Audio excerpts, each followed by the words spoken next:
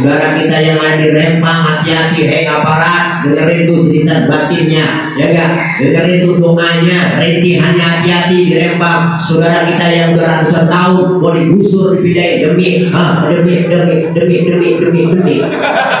Memang investasi, investasi. Tentang mau dibagi panglima doang, adalah orang dia mau dipiting. Piting aja, piting.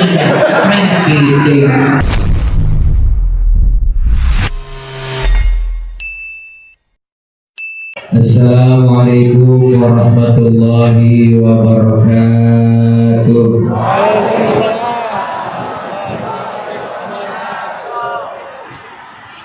Bismillahirrahmanirrahim. Walhamdulillah. Alhamdulillahilladzi arsala rasulahu rahmatan lil alamin. Wassalatu wassalamu ala sayyidina Muhammadin wa ala alihi wa sahbihi wa barik ajma'in. Amma ba'du. Faqad Allah ta'ala fi kitabil karim. A'udzu billahi minasy syaithanir rajim. Laqad ja'akum rasulun min anfusikum azizun 'alaihi ma 'anittum harisun 'alaikum bil mu'minina raufur rahim. Sadaqallahul aliyyul azim. Yang mulia segenap para alim ulama, para guru, para kiai, para asatidzah, terkhusus yang sama kita muliakan segenap guru-guru kita yang hadir begitu banyak, diantaranya yang mulia Habib al-Mahbub Al-Habib Muhammad Fadli Al-Idrus, guru kami yang mulia Mukarram Al-Ustaz Kiai Haji Muhammad Najihun selaku Ketua DKM Masjid Al-Musyarin, dan yang sama kita hormati guru kami Ustaz Haji Mardi, Ustaz Haji Ai Hidayat, Ustaz Haji Bambang, dan orang tua kami Bapak Haji Mardali, Bapak Haji Mas'ud Effendi, Bapak Haji Matseni, Bapak Haji Ismail, dan hadir tengah-tengah kita Bapak Haji Ridwan, perwakilan Kelurahan Kembangan Selatan, dan yang mulia segenap para orang tua, para tokoh masyarakat yang mohon maaf gak kesebut namanya karena segini doang yang dicatetinnya, nggak ada lagi. Namun sedikit pun tidak mengurangi rasa hormat dan azim saya, terkhusus murid kita Al-Mukarram Ustaz Kiai Haji Daeng Syawal. Kita doakan beliau sehat walafiat, panjang umur, dan ilmu-ilmu para guru-guru kita manfaat buat kita semua. Panitia penyelenggara peringatan Maulid, rekan-rekan remaja, dan seluruh jamaah, ibu-ibu, bapak-bapak, hadirin hadirat yang insya Allah kumpul dan hadir kita malam ini dalam rangka pelaksanaan kegiatan Masjid Al-Musyari'in Jalan Kembangan Baru Raya Koma Jakarta Barat, Al-Maulid Nabi Al-Maulid Nabawi Syarifah, Maulid Akbar Muhammad Rasulullah SAW. Melalui peringatan Maulid Nabi SAW kita tingkatkan ketakwaan kepada Allah SWT dan kecintaan kepada Rasulullah SAW. Apakah lakum fi Rasulillah uswatun hasanatun liman kana yarjullaha wal yawmal akhir wa dzakarallaha katsiran. Kamis 28 September 2023. Masehi garis beliau 12 Rabiul Awal 1445 Hijriah. Tuh baca diri. Mudah-mudahan kumpul dan hadir kita malam ini senantiasa diakui sebagai umat Rasulullah SAW. Mudah-mudahan hadir kita, kumpul kita senantiasa mendapat berkah. Amin. Amin Allah. Amin pakai disuruh. Mudah-mudahan kita semua mendapat berkah. Insya Allah kumpul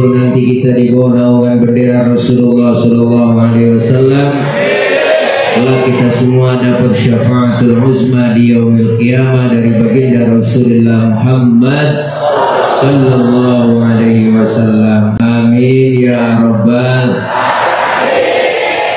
Waktu sudah menunjukkan jam 12 kurang sejam setengah. Ini yang enak langsung doa terus makan. Setuju? Malam ini kita hadir dan kumpul memperingati maulidnya Nabi besar Muhammad sallallahu alaihi wasallam. Beliau Rasul yang kita peringati kelahirannya malam ini adalah sosok manusia yang paling sempurna. Beliau Rasul satu-satunya Nabi dan satu-satunya Rasul yang cinta terhadap umatnya dunia dan akhirat. Beliau Rasul dijadikan contoh oleh Allah. Pangkat beliau lebih tinggi dari 124.000 Nabi. Pangkatnya beliau lebih tinggi dari 313 Rasul. Beliau gelarnya bukan doktor, bukan profesor, tapi Sayyidul Anbiya wal Mursalin. Beliau Rasul sudah dijamin oleh Allah masuk surga. Beliau sudah dijamin dijauhkan dari api neraka. Beliau Rasul dosa-dosanya sudah dihapus yang lalu yang akan datang. Maka beliau adalah pantas dijuluki basyarun la kal basyari, manusia tapi bukan sembarangan manusia. Beliau Rasul dijuluki Rasulullah anta syamsun anta badrun. Beliau dijuluki oleh para ulama-ulama kita dengan syair-syair lirik-liriknya melalui riwayat baginda Rasulullah, melalui kisah daripada rawi yang telah ditulis oleh para ulama-ulama kita. Itulah kemuliaan-kemuliaan yang tertulis yang tadi dibaca oleh beliau. Yang dibaca adalah maulidnya, riwayat sejarah Rasulullah. Ketika Rasulullah mau hijrah abang, malam rumah Rasulullah dikepung. Perjalanan hijrah dari Mekah ke Madinah. Beliau Rasul ditanya oleh sahabat, ya Rasul, udah waktunya kita pindah aja dari Mekah. Mekah udah nggak aman, Mekah ini bahaya, udah nggak enak di Mekah. Kita dimusuhin terus, kita dinyinyirin, dikatain mulu, dibully, bahkan kita diintimidasi terus. Bahkan dari itu saya izin ya Rasul, kita hijrah saja. Hijrah, apa jawab Rasulullah? Wahai sahabatku sekalian, belum waktunya dapat perintah hijrah dari Allah. Maka setelah dapat perintah hijrah dari Allah, Rasulullah berpidato, wahai sahabatku sekalian, telah datang dan tiba waktunya kita melaksanakan hijrah. Perintah hijrah telah datang buat kita. Maka kalian berangkatlah lebih dulu ke Madinah. Sahabat ada yang nanya, ya Rasul, Rasul berangkatnya kapan? Saya belakangan. Kok belakangan ya Rasul? Kan enakan bareng-bareng. Kalau bareng-bareng kagak Islam rame-rame. Apa jawab Rasulullah? Kalau bareng-bareng kalian gak bakal aman. Kenapa? Karena yang diincar saya, target utama yang mau dibunuh saya, ini orang yang lagi dicari-cari. Kalian berangkat lebih dulu. Biarin Mekah bahaya, saya tetap di Mekah untuk menghadang bahaya. Ini sosok pemimpin yang mementingkan kepentingan umat, bukan kepentingan pribadi. Maka malam mau berangkat hijrah bang, rumahnya dikepung, dibakar peti sama Satpol PP. Satpol PP Quraisy. Rapat rumah Rasulullah dibakar, tikus nggak bisa lolos saking rapatnya. Di rumah Rasulullah ada 3 orang yang jagain gua. Siapa? Ada Rasulullah, ada Sayyidina Ali, ada Sayyidina Abu Bakar. Beliau Rasul bilang ke Sayyidina Ali, apa kata Rasul? Ali, gantikan tempat tidurku, tidur kau di kamarku. Kenapa? Karena yang diincar kamar Rasulullah bang, target utama yang mau dibunuh Rasul. Jawaban Sayyidina Ali mantap. Kenapa? Karena Sayyidina Ali anak muda saat itu, anak muda yang soleh, luar biasa jawabannya. Siap ya Rasul, demi Allah, demi Rasulullah, saya rela mati. Nyawa taruhannya Sayyidina Ali. Anak muda yang soleh, jawabannya tepat. Anak muda pintar, enggak begitu. Ali, ganti tempat tidur gue ya. Yang mau dibunuh ntar lu. Jangan saya ya Rasul. Kan ada Abu Bakar yang tuaan. Ini jawaban anak pinter, tapi Sayyidina Ali anak muda yang soleh, luar biasa. Keluar rumah lewat pintu belakang ditemani Sayyidina Abu Bakar. Keluar berangkat hijrah, ketahuan sama kafir Quraisy, dikejar-kejar Rasulullah bang sama Abu Bakar, dipepet terus sama kafir Quraisy, sampai terus dipepet sampai kilometer 50, dipepet terus. Ini kalau sudah selesai.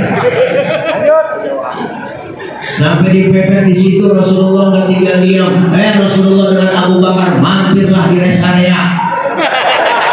Ada rest area namanya Gua Thur. Sebelum masuk ke gua, Rasulullah disetok oleh Sayyidina Abu Bakar. Ya Rasul, jangan masuk duluan. Kenapa ya Abu Bakar? Saya duluan yang masuk. Saya bersihin dulu. Takut ada binatang apa? Enggak Rasulullah, apa-apa. Bener bang, Sayyidina Abu Bakar masuk duluan, bersih-bersih, joker-joker, sapu-sapu, sampai tangannya diantuk kali ini. Sakit, bengkak, mukanya pucat, enggak ngomong Sayyidina Abu Bakar, takut kecewain Rasulullah. Diam Abu Bakar, sampai pucat mukanya bang, pucat mukanya bakal jadi Arab. Beda bakal jadi tunggangan, Arab. Apa sih yang gak gede? Sakit, bengkak, mukanya pucat, enggak ngomong bang, diam aja. Nabi negor, ya Abu Bakar, iya ya Rasul. La takut, jangan takut. Enggak ya Rasul, saya enggak takut. Wala tahzan, innallaha ma'ana. Jangan kau sedih, Allah bersama kita. Enggak ya Rasul, saya enggak sedih, enggak, saya enggak galau. Itu muka rumahnya pucat begitu ngapa? Ini tangan ya Rasul. Ngapa tangan? Diantuk kepala jungking ini. Kenapa kagak ngomong? Komen dong. Ini kalau bahasa kita bang, komen. Nih kalau baik saya akan subscribe. Ngomong. Sini Rasul ambil tangan Sayyidina Abu Bakar abang, dibaca bismillah sama Rasulullah, langsung diludahin. Detik itu juga tongkatnya kempes. Kenapa? Ludah Nabi. Coba ludah kita. Mikiran bongkakin. Beda basyarun lakal basyarun. Kemudian akhlaknya dibaca oleh Habib kita tadi, oleh Habib Muhammad Fadli. Dia baca tuh rawi sejarah itu semua. Kita kadang-kadang sama rawi apal banget, sampai kulit-kulitnya apal. Ditanya isinya au.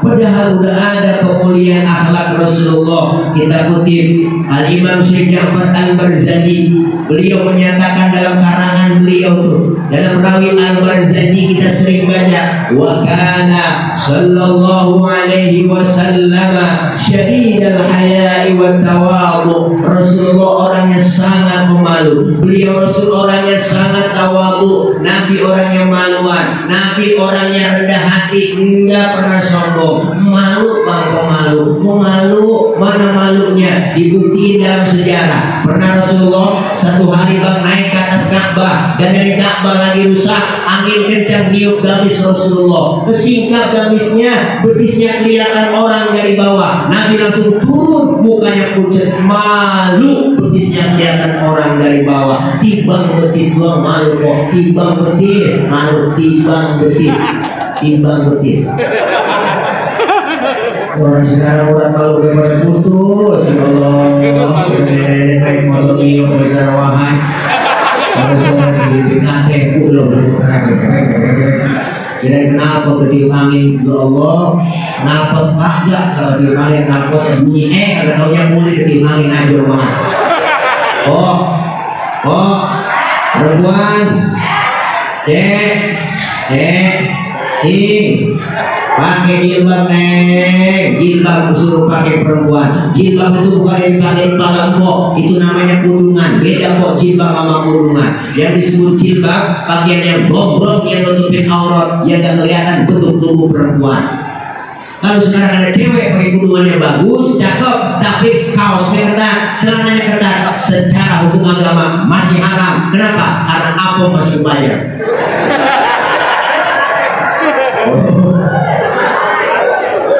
Jangan bikin undang godaan buat laki-laki. Kita laki-laki dikatain gue darah. Padahal dia lobaknya. Banyak kalau emas kalau ada lubangnya, kok makanya jangan menunda-nunda. Rasulullah betisnya kelihatan aja luar biasa malu, syadidul haya wa tawadhu, rendah hati, karena sombong. Padahal pangkat lebih tinggi dari kenabian, pangkatnya Rasul lebih tinggi dari kerasulan. Udah dijamin masuk surga Rasulullah, pangkat tinggi kagak sombong. Kita pangkat dari Allah, ya Allah. Udah tinggal jadi bini RT utangin banget. Jangan kesini bang, orang laut. Kita baru kayak kita diundang sombong, tentang kaya, jalan gada duluan, tentang duit banyak, jarang bagi tanah. Duit banyak, harta banyak, kita kadang sombong, jabatan baru dapat bintang 3, bintang 4, bintang 5, bintang 7 sekalipun. Buyang-buyang dasarnya. Nama-nama baru dibagi panglima doang, adalah orang dia orang dipiting. Piting aja, keren piting. Gak sadar ente itu dipakai baju oleh rakyat, dibayar oleh rakyat, digaji oleh rakyat, bener bang? Harus usul rakyat, itu yang kita sekarang. Yang begitu, mentang-mentang, yang begitu, mentang-mentang. Luar biasa Nabi pangkat tinggi kagak sombong, dikatain, dihina, dibully, dinyinyirin, kagak marah. Pernah satu hari Nabi lagi jalan-jalan bang, lagi weekend bersama Siti Aisyah, gandengan tangan, mesra bener. Lewat ada orang kafir, usil banget orang kafir. Beri salam tapi ngenyek, beri salam tapi nyumain. Kalau kita kan beri salam assalamu alaika, dia lain asyamu alaika.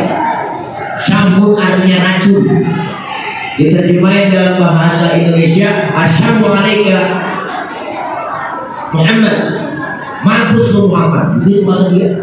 Sombong banget. Asyamu alaika ya Muhammad, mampus lu Muhammad. Lu mau Nabi kata mampus bang, marah kagak. Yang marah Siti Aisyah, bininya yang marah langsung dibalikin ke orang Siti Aisyah. Assalamualaikum warahmatullahi wabarakatuh. Lu yang mampus, dia anak yang ada lu. Lu perempuan bang, gak tau aja. Dari 1 mengalami 3. Nabi gak marah, pegang tangan Siti Aisyah. Mahlan ya Humairah. Tenang ayam beb, tenang. Kalau kita dikata begitu balikin aja wa'alaika, tiba balikin wa'alaika aja udah. Assalamualaikum ya Muhammad, wa'alaika. Mampus lu Muhammad, lu juga. Masya Allah. Cil dikatain, diludahin, mau sembahyang ke masjid itu begitu Nabi. Ceritanya kita tahu semua, mau ke masjid diludahin dari atas cok. Saya atas ya Allah, diludahin, senyum. Besok lewat lagi, diludahin lagi, senyum lagi. Ketiga harinya lewat, masih diludahin, tetap senyum Rasulullah. Keempat harinya lewat, kagak diludahin Pak. Nabi yang tangan tengok lebih rendah masjid. Sama tengok kebingungan, sahabat nanya ya Rasul, ya siapa sih? Oh enggak, saya masih biasanya udah ada langganan. Kenapa sekarang udah ada langganan saya ya? Langganan apa ya Rasul? Diludahin. Oh, si Fulan itu ya Rasul yang meludahi. Kemana orangnya? Sakit ya Rasul. Sakit apa? Nggak tahu saya, kena kopi kan. Panas dingin, bagian gitu. Langsung berangkat Rasulullah pulang ke rumah beliau, ambil makanan, berangkat tengokin. Sampai di depan rumah orang yang sakit, dia lagi sakit di atas balai, lagi rekod ya berangkat, lagi berburuk di atas balai, lagi berhenti aja.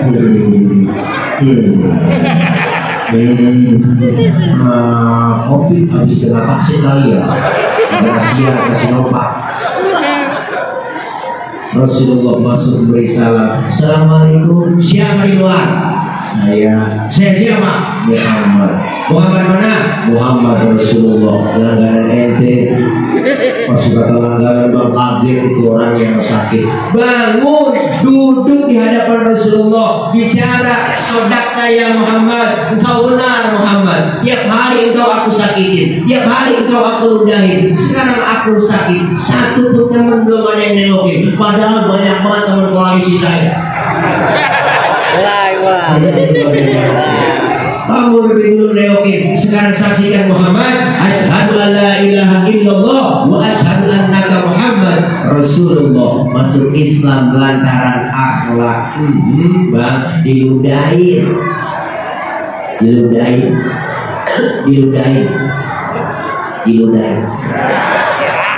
Dikatain, diludahin, masih penting. Lagi ceramah di Taif, dilemparin kotoran onta bang, ditipukin pakai batu, disambit bukan disambut, berdarah jidat Rasulullah yang mulia.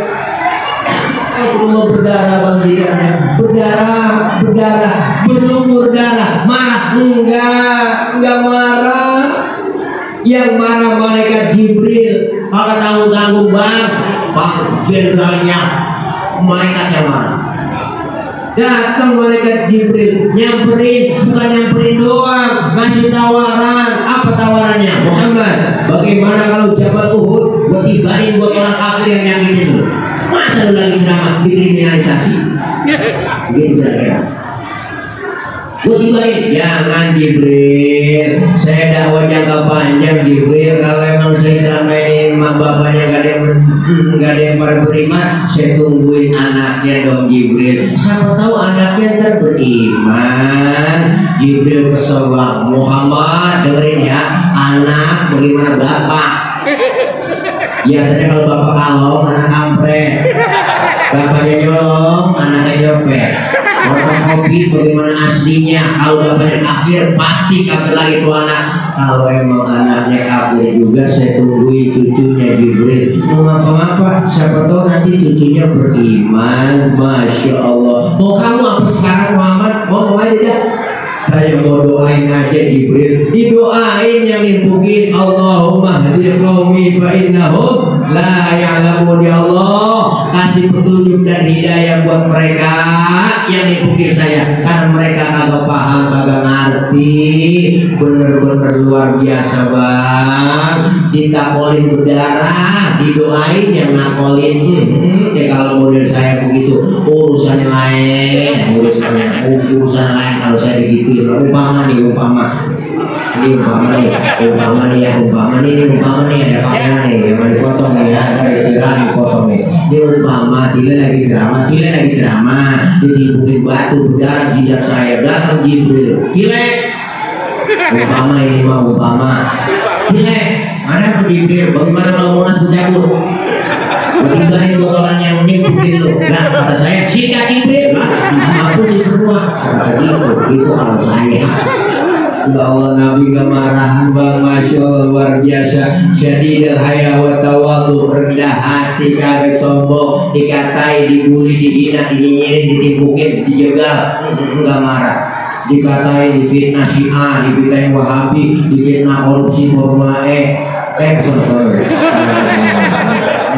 Enggak marah.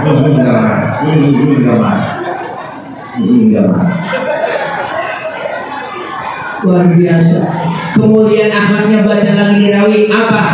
Wa yuhibbul fuqara wal masakin wa yajlisu ma'hum wa ya'udhu mardhahum. Beliau Rasul orangnya demen sama fakir miskin, duduk bareng sama orang miskin, nengokin orang miskin yang sakit. Masya Allah Nabi bang, sama orang miskin sayang, sama orang miskin cinta. Sampai Rasulullah berdoa, Allahumma ja'alni miskinan wahsyurni fi zumrati miskinan. Ya Allah, jadikan saya orang miskin, kumpulin nanti di akhirat bersama orang miskin. Tuh doa Nabi tuh. Ini doa yang gak pernah kita baca nih bang.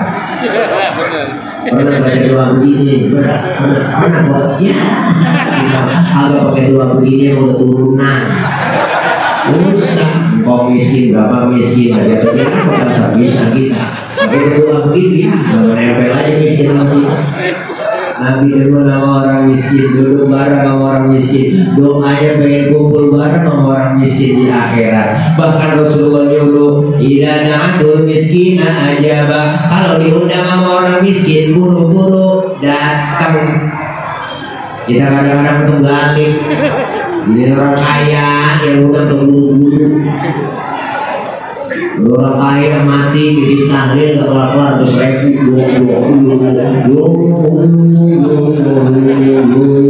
kaya yang mati makanya yang enak. Lagi yang miskin mati tahlilan 30 biji kelar kelar ya. Kalau orang beribu bingung biasanya. Makanya macam-macam orang miskin bang, cerita batin orang miskin langsung merebus marah. Jangan macam-macam sama orang miskin. Doanya miskin, orang miskin talk chair, baik-baik. Cerita batinnya menggoncang aras didengar oleh Allah. Orang yang dizolimin tetap langsung doanya kabul, baik-baik. Saudara kita yang ada di Rempang, hati-hati, hei aparat, dengerin tuh cerita batinnya, ya gak? Dengerin tuh doanya, rintihannya, hati-hati di Rempang. Saudara kita yang beratusan tahun mau digusur, dipindahin demi investasi, rakyat yang domba dengan aparat, bener bang? Oh, iya, kelihatan di situ dia dirikan batin orang miskin. Indonesia negara kaya, kenapa rakyat masih banyak yang miskin? Ayo dah, makanya ada istilah raskin, lu mau raskin. Kan parah bang, beras orang miskin itu singkatan bagian apa itu? Biasanya ngomong-ngomong, ayo ibu bapak RT ngomongin tebus nih beras, raskin, beras orang miskin. Beras orang miskin namanya doang beras orang miskin. Yang orang kaya makan juga. Bener bu? Soalnya duit orang kaya mau makannya jangan raskin dong, lu dari beras sendiri dia namanya raskain. Iya, Indonesia masih banyak orang miskin. Padahal negara kaya, 17.000 pulau, negara besar kaya, 17.000 pulau bang, negara kita 17.000 pulau. Itu sudah termasuk Pulau Gadung, Pulau Kubang. Menambah dua lagi tuh banyak banget. Iya, 17.000 pulau, kayanya terkaya bang, luar biasa. Paling kaya negara kita, atas buminya ada minyak sawit, ya enggak? Ada kelapa sawit, bawahnya ada bensin, ada solar, ada batu bara, ada nikel, ada tembaga, ada emas, macam-macam. Jangan buminya kaya, lautnya ada kaya. Laut kita paling kaya bang, pasir laut kita bisa ngurung Singapura. Banyaknya pasir kita tuh, dicolotin pasir kita diangkutin. Ikan laut kita paling banyak, laut kita ikannya paling banyak bang. Makanya Cina, Jepang, Taiwan langganan nolongin ikan di laut kita. Dia kalau nolong pakai kapal pabrik, kapal turun ke laut, disedot ikan, masuk ke dalam kapal, keluar dari galeng, jadi sardin. Namanya kapal pabrik, kita sekarang masih nergiar, masih mancing, ya kalah kita menyebar. Banyak ikan kita bang. Lah, saking banyak ikan kita nih, ini ada pengalaman. Saya punya teman bang, orang Madura, dia nyolong ikan di laut Malaysia. Ditangkap sama polisi Malaysia. Sampai yang nyolong ikan Malaysia, enggak, saya ngambil ikan sumenep yang hari kemari. Tuh, saking banyaknya ikan kita. Jangan sembarangan. Negara kaya dan besar, kenapa mesti rakyatnya banyak yang miskin? Padahal seluruh kekayaan alam negeri kita dimiliki oleh negara, dikelola sebaik-baiknya oleh negara untuk kepentingan kesejahteraan rakyat. Benar? Iya, tempat main besok nih. Nah, lu jangan sampai salah pilih. Ini lah, jangan sampai salah pilih pemimpin besok, calegnya kayak apa, di presnya kayak semuanya, jangan sampai salah milih. Ih, amit dah. Kita capek kita nih, suara kita sekarang lagi mahal banget. Jangan sampai jual murah, suara kita mahal. Benar? Iya, orang kalau naik panjat pinang yang paling capek yang di bawah. Yang di bawah udah jelas tuh ngeyaknya gitu, soal gitu lagi. Ya panjat pinang. Tapi orang yang diinjak di bawah hatinya ngomong tuh dalam hatinya udah ngomong serendah-rendahnya, sesadar-sadarnya biarin, nggak ngapa-ngapa mesti diinjak di bawah, asal lu naik ke atas. tuh. Tapi kalau udah di atas ingat dong, hadiah kan banyak di atas tuh, bawa turun kita berjalan rame-rame, kan cakep urusan. Udah kita naikin sampai di atas, habis hadiah tuh, gas gewek banget. Sial belakangan buat habis, makan semuanya di terakhir, bensin semuanya diminum, solar diminum, aspal dimakan, sampai telepon dibuat juga, habis mati direbus semua, sampai bansos dibuat juga. Sial belakangan banget nanti buat rakyat lagi susah. Udah lagi zaman covid kemarin kan banyak korupsi bansos, sial belakangan banget sama rakyat lagi susah, udah susah panik lagi tiap hari beritanya tipis, yang kalau begitu, yang berarti sekian terbatas sekian, yang berarti sekian terbatas sekian, gimana? Udah takut-takutin panik kita, tulisan berbeda di mana-mana, boleh pakai masker harga mati, tidak pakai masker bisa mati. Takut itu. Mau ada bahasa yang enak dibaca, bahasa yang enak baca enak, bahasa Indonesia kaya kok, ayo pakai masker, gitu aja. Maskerku menjagamu, maskermu menjagaku, enak dibacanya itu. Nah kalau pakai masker harus mati, tidak pakai masker bisa mati. Takut itu. Lebih baik dikasih daripada dibaca Yasin. Loh, udah rakyat susah, dagang apa boleh, nama apa boleh dikurung aja. Bansos dibuat juga sial, yang makan. Siapa yang enak? Biar dia makan sial dia kalah. Kita rakyat disusah-susah pun pakai masker ya ibu lama, jangan satu double, ya double. Ada standar, dua ya double. Orang kamu saya nenek pasar, orang makan dia kok. Masih gigi pakai masker berdua, berlepotor, makan pulang.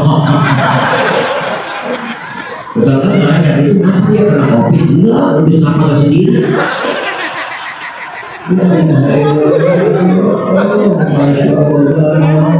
Ini jangan macam-macam orang miskin. Nabi demen sama orang miskin, duduk bareng sama orang miskin, nengokin orang miskin yang sakit. Makanya nengokin orang sakit sunnah. Tuh. Dan juga ada adabnya nengokin orang sakit, rumah sakit masih ada, jadi tenteng. Orang datang doang, aku bawa papa. Temen lagi dihipus di rumah sakit dia nyampe, aku bawa papa malahan, pakai nanya lagi, apa yang lu rasain sih Ji? Lu pakai dihipus di sini, lu ada seger banget gue lihat, lu apa yang lu rasain nih pakai lu dihipus ini? Yang dihipus nyaut, gak ada gue rasa-rasa. Lah kok begitu lu dihipus, lu kemarin dia bawa papa. Coba kalau gue kali rasa-rasa dan senyap dan manisnya mau PH juga. Nengokin gak bawa apa-apa. Dia Nabi itu sayangnya sama orang miskin, cintanya. Apa itu kemudian akhlaknya? Baca lagi di rawi. Ini satu adab kok. Wayamshi ma'al armalah. Rasulullah kalau jalan bareng sama janda-janda tua, jalan bareng sama nenek-nenek. Nabi kalau jalan sama janda-janda tua di belakang sama nenek-nenek, ngiringin tuh di belakang. Bukan berarti mengiat bokongnya nenek-nenek, bukan. Buat nenek apa dilihat? Apa yang tinggal di depan kedua belakang kedua? Ini ada Rasulullah di belakang ngiringin. Kenapa? Khawatir kalau nenek-nenek jatuh langsung kelihatan sama Nabi, ditolongin itu tujuannya. Karena udah sekarang lain, berjalan bareng sama jaki-jaki ditinggal. Apa yang kata? Leran pegang jaki ya. Yang nyemplung di kalian aja gak tahu. Ya Allah, Masya Allah, ini ada tuh. Maka ini Maulid diajarkan kita. Kenapa Rasulullah dakwahnya berhasil? Kenapa Rasulullah dakwah berhasil? Salah satunya dengan akhlak. Perbaiki akhlak kepada Allah, ibadah benerin kelar Maulid. Yang kedua, perbaiki akhlak sesama kita. Artinya apa? Semua kita adalah diajarkan untuk berakhlak. Contohnya tidak lain Rasulullah yang muda hormat sama yang tua. Rasulullah ngajarin yang tua sayang sama yang muda. Guru yang sawah mau ngopi dulu kali barangkali. Guru ada acara lagi. Oh iya, dia lagi bisik-bisik mau berangkat ke bandara karena besok pagi beliau harus udah take off menuju ke Malaysia. Jadi acara wajah berkaitan di Malaysia, nanti ke Filipina.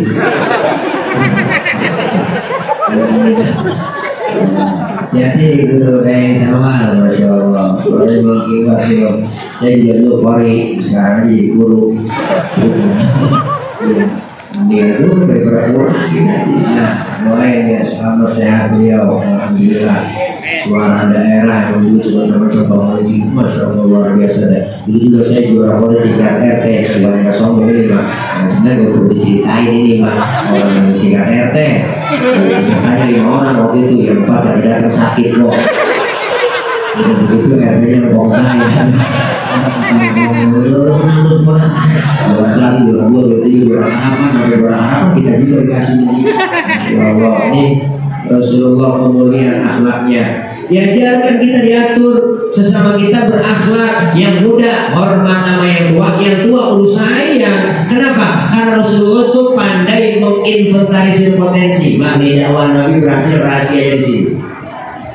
Sahabat Rasulullah yang terkenal ada 5. Siapa dia? Pertama ada Sayyidina Abu Bakar. Siapa beliau? Orang tua merangkap mertua. Tempat Rasulullah curhat dan tukar pikiran. Orang tua bijaksana. Anak muda kalau pengen maju jangan pernah lepas sama orang tua yang bijaksana. Datengin, jangan mentang-mentang kita baru lulus pesantren, yakin bikin lu, jangan, nggak boleh. Begitu. Jadi orang tua yang bijaksana, bukan orang tua yang dianggap. Yang bisa nyalain doang kayak anak muda, salah itu lo. Yang bener bagaimana kau? Gue juga bingung. Nah ini yang model begini, nyari orang tua yang bijaksana, bukan sekedar tua kejemur. Lebam. Rasulullah berhasil ada Sayyidina Abu Bakar. Yang kedua ada Umar bin Khattab. Siapa beliau? Jawara, jenderal jawara. Masya Allah. Berani, tegas, galak.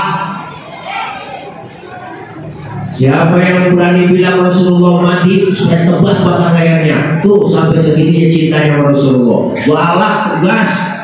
Walak tapi gampang dinasihatin. Datang Sayyidina Abu Bakar pidato, man kana ya'budu Muhammadan fa inna Muhammadan qad mata. Siapa yang menyembah Muhammad, dulunya Muhammad sudah tiada, sudah meninggal dunia. Man kana ya'budullah inna Allah la yamutu abada. Masya Allah. Siapa yang menyembah Allah, Allah jangan mati selama-lamanya. Baru sadar.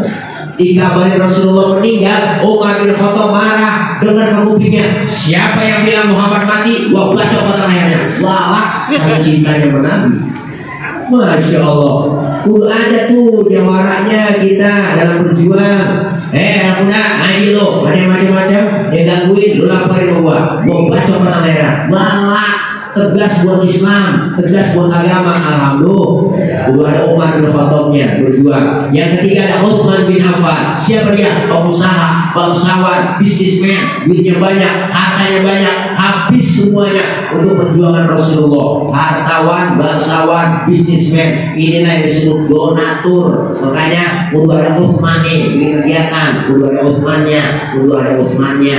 Anak muda lu ngaji, yuk butuh apa? Air, minuman, makan, snack, semuanya urusan gua. Lu mau bikin murid, oke? Siapa? Ayo, orangnya siapa? Ceramah siapa? Urusan gua. Gua yang mau jawab urusan gitu kan. Ini kadang-kadang nyari Utsman ada susah. Ada orang kaya gitu banyak, pakai koran, butuh kasihan, mana kuning, gua nonton. Orang kalau pada kuning, gua nonton belum paham, jadi kopi, apa saya diminum lagi. Saking pelitnya tuh orang, makan launya ikan habis, malah digerebek semua. Gak kucing ngomong, nungguin pala. Orang kalau udah pelit, jangankan buat orang lain, buat diri sendiri pelit. Punya duit 10.000, perutnya lapar, mikir-mikir itu orang. Kalau gue beli nasi goreng habis jangan. Butuh benar dunia juga, cuma tidur urus menambah rasa itu.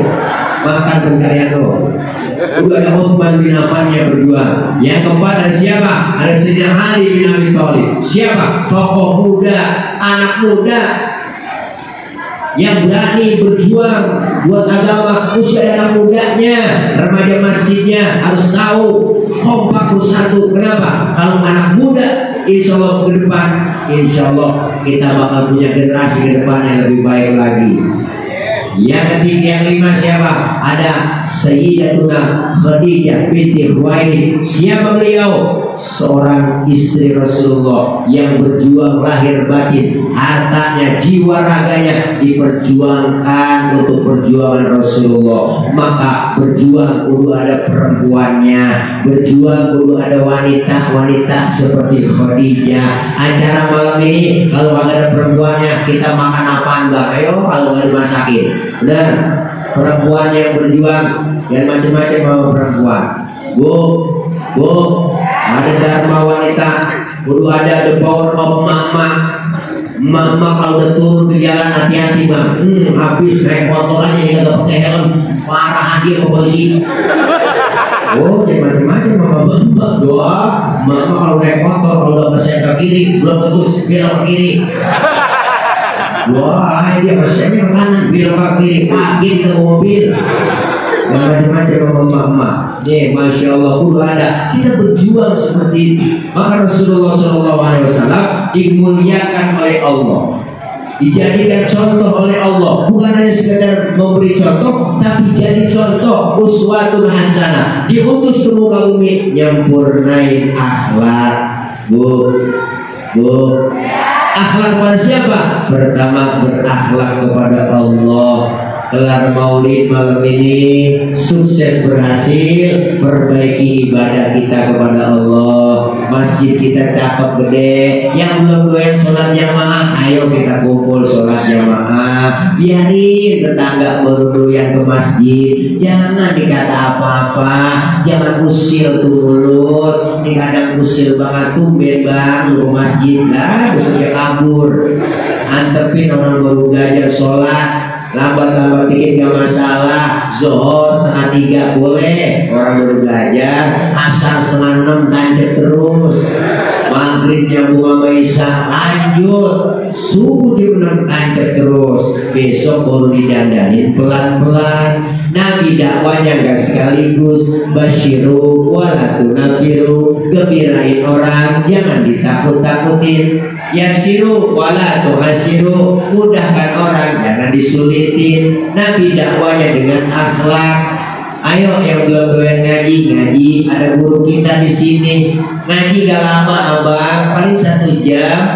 Sempetin waktu, luangkan waktu, jangan nyari waktu luang. Kenapa? Karena kita kebanyakan orang repot semua.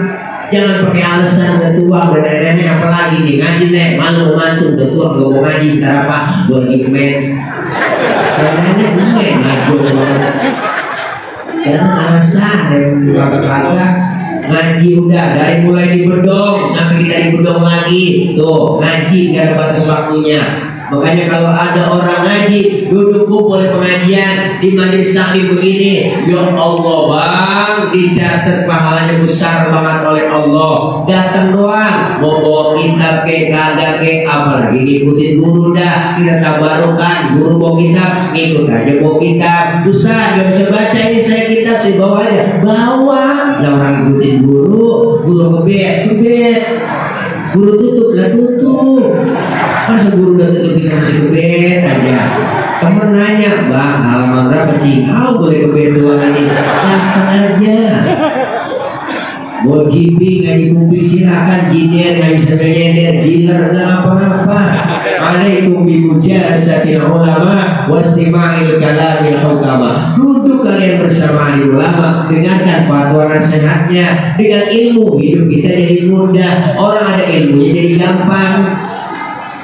Orang kalau punya ilmu jadi gampang Bang hidup. Ibadah kalau ada ilmunya gampang. Malam ini kita pakai ilmu. Saya ngomong begini, yang di luar kedengeran. Kenapa? Ngomongnya pakai ilmu. Ilmu apa Abang? Ilmu teknologi, sound system. Ini kalau ada speaker lecet gorokan ini. Untuk pakai ilmu teknologi, ada sound system. Ngomong pelan, yang jauh kedengeran. Saya pernah di lapangan sering KP cek sound dulu, cek sound bapak ibu yang di suara olahraga. Wah, itu berarti kedengeran. Yang dia jauh. Kan BA itu dia mana? Itu kan nanya bener-bener yang boleh suruh kedengeran nggak Pak? Enggak, itu kedengeran. Ilmu bikin mudah. Tahun 50-60 ngkong saya berangkat haji ke Mekah itu 6 bulan Abang. naik apa? Kapal laut doang 6 bulan. 6 bulan pergi haji. Kenapa? Karena adanya kapal laut doang. Orang udah pada lupa, dia baru pulang. Kan kelamaan. Tapi ada ilmu teknologi, pesawat Jakarta Jeddah 9 jam sampai, ilmu bikin hidup mudah. Termasuk ibadah, kalau kita ngaji ilmunya dapat, ibadah bener. Sekarang soal banyak orang yang ngajinya bukan sama kiai, nanya bukan sama guru, dia nanya sama Google.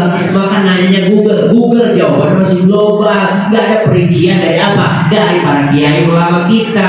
Yang namanya fikih kudu jelas. Sekarang begitu. Makanya macam-macam, kadang-kadang percayanya dengan Google doang. Sampai sholat macam-macam kita lihat, masuk masjid, masuk musola, bang. Saya pernah lagi sholat, selesai sholat saya dipanggil Ustaz. Oh, saya tadi Ustaz sholat baca usoli ya. Memang apa bang? Usoli itu baca usoli, hukumnya haram, nggak boleh, bang. Ya orang ngaji mana? Ya sembarangan lo haramin aja.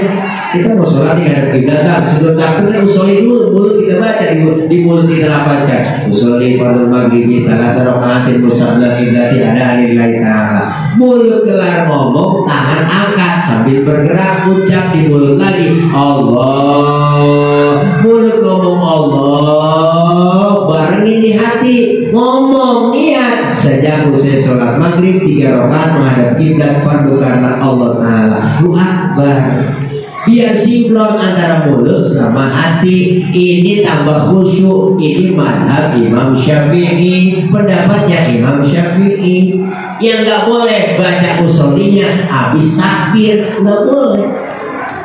Allahu Akbar usoli fardhu maghrib. Iya, udah takbir baca usoli.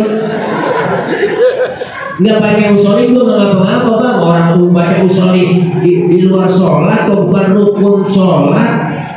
Waktu udah kepepet sholat maghrib langsung aja udah ngadep kiblat, takbir bareng ini hati-hati Allahu Akbar, nggak ngapa-ngapa. Bahkan sebelum kita takbir nyanyi masih sholat, masih boleh. Kita mau sholat nih, ya nggak, sebelum takbir nyanyi ada kiblat kita sebelum takbir nyanyi sampai hatimu begitu tega di depan mataku kau jual cinta, begitu hina begitu rendahnya dirimu rela ditukar rupiah. Betapa lemah imanmu tak mampu menahan nafsu, tak sudi lagi ku melihatmu sampai hatimu. Allah, barengin hati-hati Allahu Akbar. Ya sah. Kenapa? Karena nyanyinya sebelum takbir. Cuman masalahnya satu, kita punya otak apa enggak, itu doang. Masa mau sembahyang nyanyi panjul? Ada secara hukum biasa, tapi adabnya nggak ada. Mau sembahyang menyanyi itu doang. Maka diajarkan supaya bisa kita dalam majelis taklim nanya sama guru-guru kita. Fas'alu ahla dzikri in kuntum la ta'lamun. Bertanya kepada ahlinya. Siapa ahlinya? Quran dan hadis. Siapa yang paham Quran hadis? Dia para ulama kita. Bertanya biar supaya kagak sesat. Ya supaya kita gampang paham, cepat paham, dapat ilmu, ibadah jadi benar. Hukum fikih jelas, jangan sembarangan. Hukum agama Islam jelas, nggak mempersulit. Pak Haji Gumilang pernah ngomong, fikih itu mempersulit orang ibadah. Ayo sebagus. Justru fikih itu ngajarin supaya kita benar ibadah, dimudahkan. Ada rukhsah-rukhsahnya. Contoh kan kita kalau ngaji fikih, nih air kencing sama air mani itu beda kan? Air kencing beda kan? Air kencing hukumnya najis, air mani itu tidak najis. Kenapa? Karena air kencing beda dengan air mani, air sperma. Sperma tidak najis, air kencing najis. Pertanyaannya, kenapa setiap keluar sperma diwajibin mandi hadas besar, padahal sperma tidak najis? Kenapa setiap kita habis kencing tidak diwajibin mandi hadas besar, padahal air kencing najis? Terima pakai iman.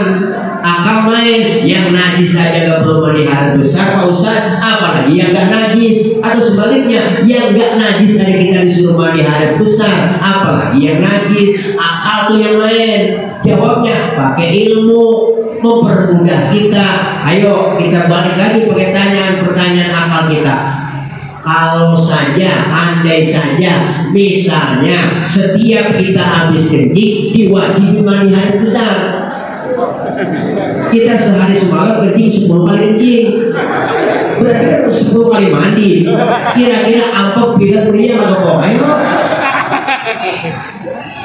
Pria.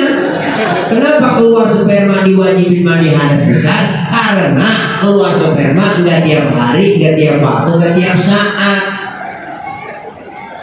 Ketika kita keluar air sperma, emang nggak capek gua? Wah, bawa tuh. Wah, konsentrasi harus full. Mata meremeli, kaki pergi. Tenaga berkurang semua, capek, lelah, saraf-saraf kendor semua, disiram pakai air biar seger lagi. Jangan kita begituan belam-belam. Kita kerja aja bang, berangkat pagi pulang sore, capek, lelah, gerak, kita mandi, siram, seger lagi badan kita. Apalagi habis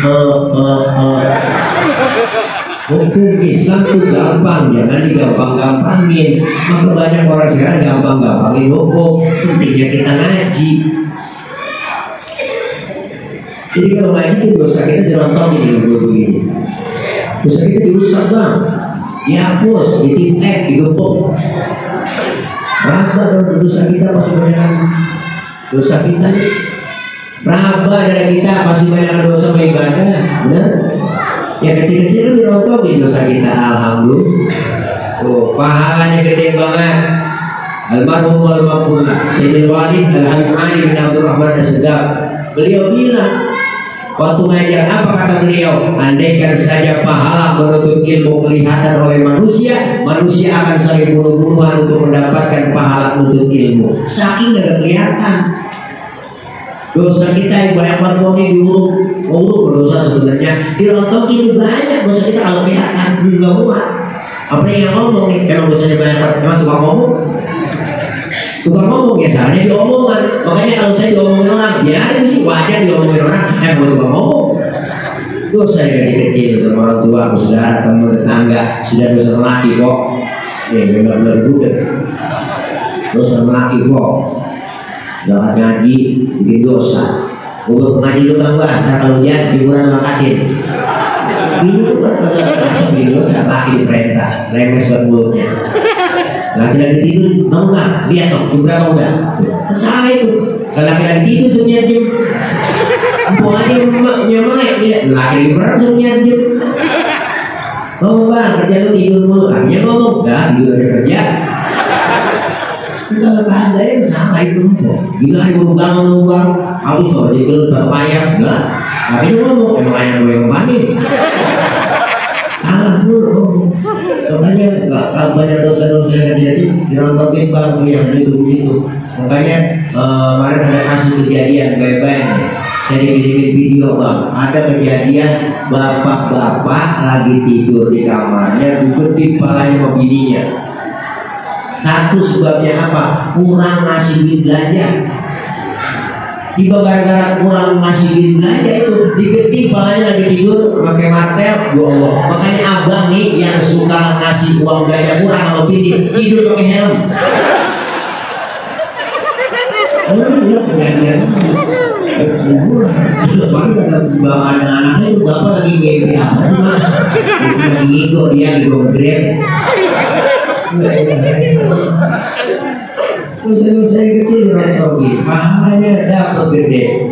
Bicara pahalanya sama seperti sholat sunnah 1000 rakaat. Pernah kita sembahyang 1000 rakaat? Ada sampai pernah sembahyang 1000 rakaat. Bayang terawih dia berimam, terawih imamnya dia, ya ukuran lama lah. Tidak kita tahu. Apalagi Israel. Ya luar biasa. Silaturahim nyambung kita kumpulin pengajian. Ini kita silaturahim bobot banyak aja di murah bang. Ngaji kita berapa lamanya sih ngaji? Ya Allah. luangin waktu, mumpung masih sehat, mumpung ada kesempatan. Kalau ngaji udah tua, ini ada di bedah. Baru ada ngomong ya, mau pengen ngaji, menemukan ya mata kurang malas, kuping ada kurang dengar. Nah itu kalau tua begitu. Gurunya yang ngajarin setengah mati, bimbing lama, baca deh. Innahu kana tawwaba, baca. Innahu kawatbaga. Orang kedua, wa man yu'ammirhu nunakisu bil khalqi, apalah yang kini siapa orang yang kami panjangin umurnya, kami kurangi bentuk kejadiannya. Sekarang udah terasa banget. Jangan ke umur 50, 60, 30 aja sekarang penyakit banyak banget dah. Wah, masuk murah udah rasa tuh. Penyakit penyakit gula pahit, kencing pahit ya apa tuh? Manis ya kok itu masih pada muda. Baru kemarin bang, saya punya teman umur 35 tahun stroke, 35 ya umur balik stroke, itu penyakit berat. Sebelum bagai berat sampai stroke.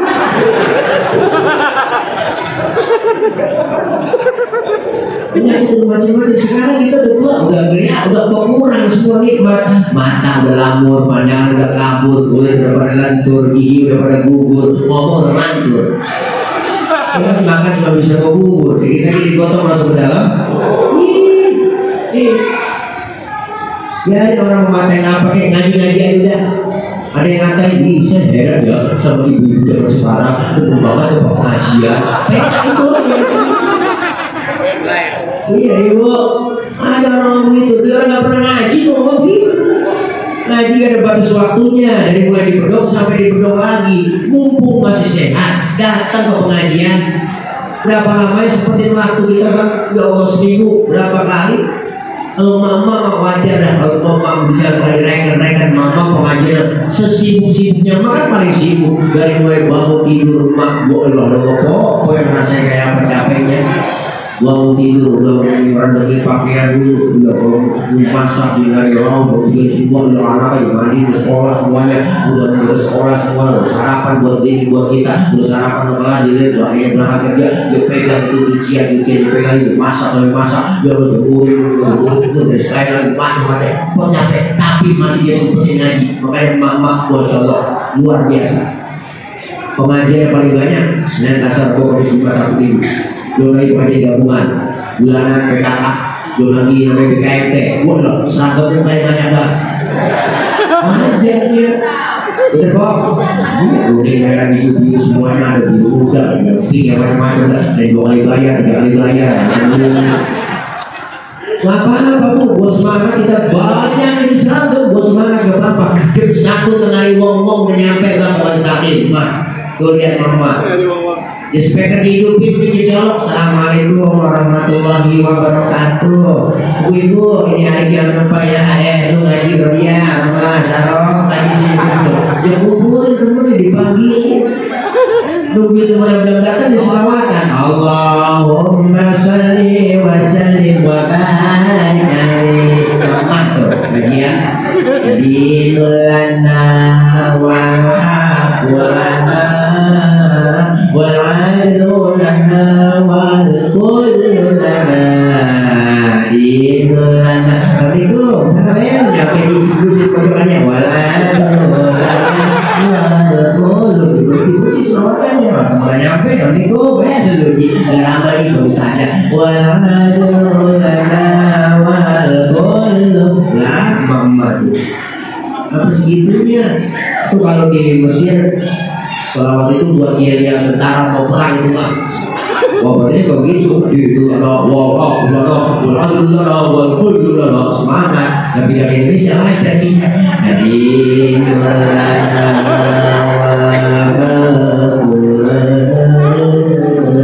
dari dibawa ke pasang di belakang. Namanya sering lain berubah, basic-nya berubah. Ya kalau di Arab atau orang Arab kalau bikin umrah bisa bikin apa? Gua bertalbiyah dan kuat dia semangat ibadahnya. Baik Allah, baik la syarika lahu, baik innal hamda wa ni'mata laka wal mulk la syarika. Tapi yang Indonesia lain presiden. Baik Allahumma la baik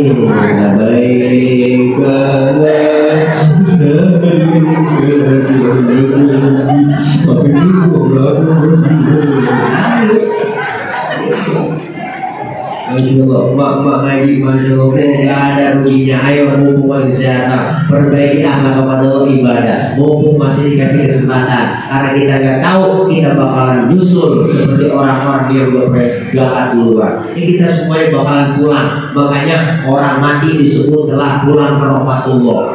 Pulang bahasanya Quran, makanya pulang itu sebenarnya enak, makanya pakai bahasa pulang. Selesai acara malam ini di masjid ini kita bakal pulang ke rumah kita masing-masing. Enak BC pulang, dan namanya ngomong pulang.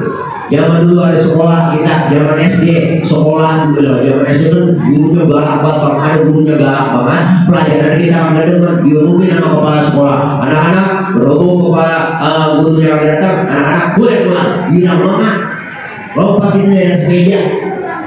Dompet, boleh nggak mati dompet, tas, lompat boleh pulang. Kenapa? Karena pulang itu enak.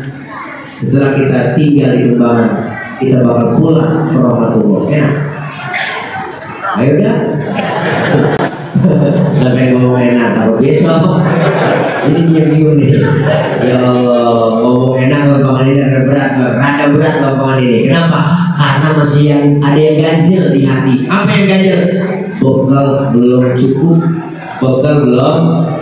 makanya kita lagi nyari bekal biar dalam perjalanan nggak sengsara. Apa bekal kita yang terbaik? Wa tazawwadu fa inna khairaz zadi taqwa. Bekal yang terbaik adalah takwa kepada Allah Subhanahu wa taala. Insyaallah akhlak kepada Allah perbaiki, ada perubahan setelah Maulid. Yang kedua, akhlak kepada sesama kita. Ayo jaga kehormatan, jaga kebersamaan. Dalam tahun-tahun politik ini beda-beda pendapat silakan, jangan beda dibikin permusuhan. Beda boleh, marah aja, jangan. Hormati, hargai pilihan orang lain. Kita pengen semuanya ini dalam keadaan damai. Ayo kita jaga, karena kita semua adalah saudara. Saudara adalah saya adalah saudara. Menyakiti saudara sama saja menyakiti saya. Menyakiti saya sama-sama aja saudara juga marah semuanya. Kenapa? Karena ada aku di hatimu. Karena kita pengen semuanya kebersamaan, kekompakan, kerukunan. Umat Islam hanya bisa dikumpulkan di masjid-masjidnya Allah. Umat Islam hanya bisa dikumpulkan di majelis-majelis taklim. Umat Islam nggak bisa dikumpulkan di partai manapun, tapi umat Islam bisa kumpul melalui masjid-masjid dan musola-musola. Jaga kebersamaan, kekompakan, kerukunan. Masjid simbol demokrasi. Siapapun masuk masjid sini, ada aturan yang tertulis. Siapapun masuk kemari, buka sendal, copot sepatu. Itu aturan. RT masuk masjid, copot patu teh. RW buka patu teh. Lurah copot paturan. Camat buka patu. Mat. Gubernur buka patu. Presiden buka sepatu.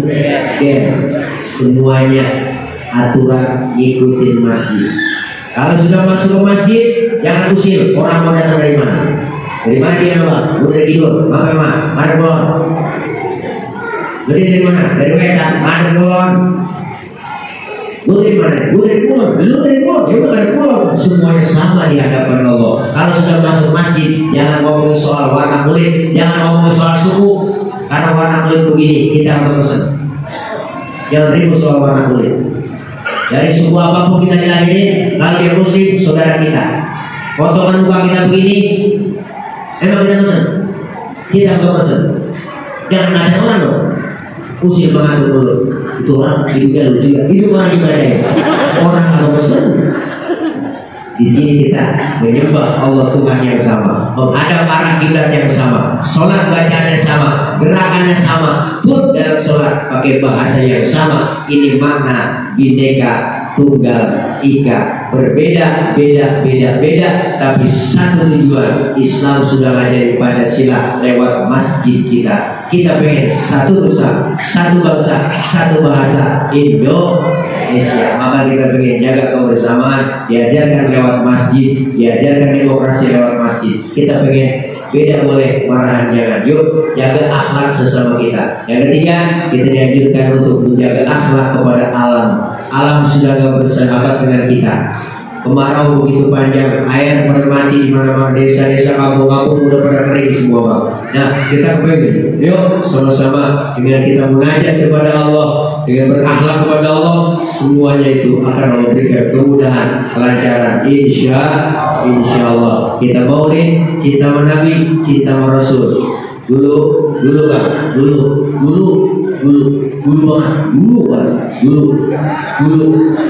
banget. Rasulullah kalau khutbah itu selalu pegang batang korma. Batang korma dipegang sama Rasul. Sahabat yang lain melihat Rasulullah, ada yang komen, kesian Rasulullah ya kalau khutbah selalu pegang batang korma. Bagaimana kita musyawarah yuk? Musyawarah apa? Kita bikin mimbar buat Rasulullah. Bikin mimbar, ayo, oke, sepakat. Mimbar dibikin, mimbar jadi. Rasulullah khutbah nggak pegangan batang korma lagi. Baru beri salam, ada suara orang nangis. Sahabat yang lain bertanya, siapa yang menangis ini? Suaranya dua orang yang gak ada. Ternyata yang menangis adalah batang kurma abangku empokku. Kenapa menangis? Wa ataka udu yabki wa tazallal baina yadayka. Datang sebatang pohon kurma menghadap Rasulullah dalam keadaan menangis. Apa kata batang korma? Ya Rasul, dulu sebelum ada mimbar, aku selalu kau pegang. Aku girang ya Rasul, aku gembira karena aku cinta kepadamu ya Rasul. Sekarang ada mimbar, aku gak dipegang lagi. Aku khawatir engkau gak sayang kepadamu lagi ya Rasul. Padahal aku cinta banget kepadamu ya Rasul. Batang korma ngomong begitu, Rasulullah senyum. Apa kata batang korma? Hei batang korma, karena kau cinta kepadaku, kau sayang kepadaku, kau akan masuk surga bersamaku dan buahmu akan dimakan oleh penghuni surga. Alhamdulillah. Batang korma cinta Nabi masuk surga. Batang korma cinta Nabi masuk surga. Batang korma cinta Nabi masuk surga. Batang korma. Masa iya kita yang hadir malam ini, yang sudah mengeluarkan harta, tenaga, pikiran, donasi yang kita keluarin, semuanya itu dibalas oleh Allah karena cinta dengan Rasulullah, dibalas oleh Allah dengan pahala yang berlipat ganda. Amin ya rabbal alamin. Assalamualaikum warahmatullahi wabarakatuh.